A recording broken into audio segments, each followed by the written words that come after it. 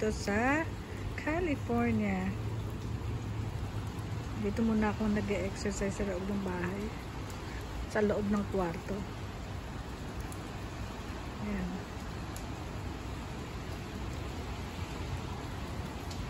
Yan aming panahon. Dito sa California, halos kapareho nung kaila sa Japan. Medyo mas malamig lang sa Japan ng konti. Sa Gunmaked and Long Beach, California.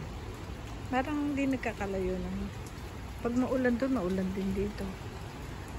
Mas malamig sa Japan compared here in California.